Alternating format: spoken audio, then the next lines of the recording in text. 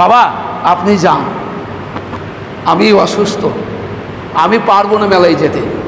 তিনি অসুস্থ বলতে কি বুঝিয়েছিলেন? অসুস্থ বলতে মানসিক অসুস্থ বুঝিয়েছিলেন।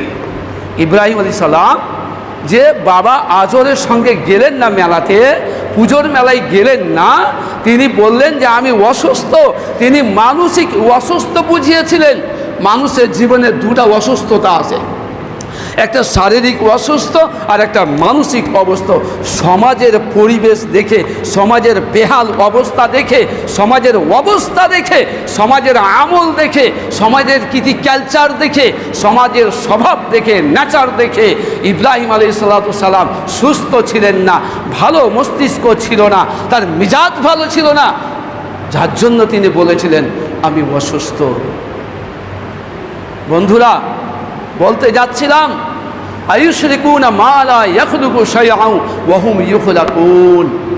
তোমরা যার পুজো করছো, তোমরা যাকে মেনে চলছো, তোমরা যার কাছে চাইছো কিছু, তাদেরকেই তো তোমার বাবারা তৈরি করেছে, তাদেরকেই তো তোমার ভাই তৈরি করেছে, তাদেরকেই তো তোমরা তৈরি করেছো। আবার তোমরাই তৈরি করে তোমরাই তাদের কাছে চাইছো। তারা তো তোমাদেরকে দেওয়া দূরের কথা, তারা তো তোমাদেরকে কিছু দেওয়া দূরের কথা।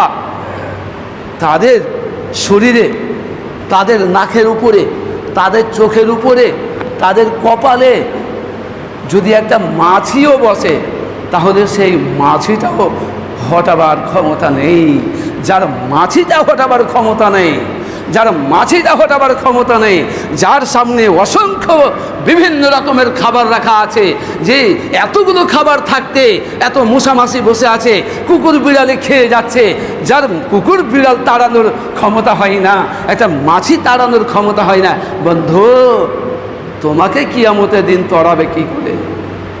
তোমার যদি এই আকীদা থাকে, তোমার যদি এই আকীদা থাকে, তাহলে তোমাকেই আল্লাহ তাবারক ওয়া তাআলা বলেছেন। এই জন্য ইতিপূর্বে বলেছিলাম, ইয়া বুনাইয়া লা তুশরিক বিল্লাহ, হে আমার কলিজার টুকরা সন্তান, লা তুশরিক বিল্লাহ, খবরদার আল্লাহর সঙ্গে শিরিক করো না। ইন্না শিরকা লা যুলমুন আযীম, শিরিক হচ্ছে সবচাইতে মহা অপরাধ, সবচাইতে বড় অপরাধ, সবচাইতে বড় গুনাহ।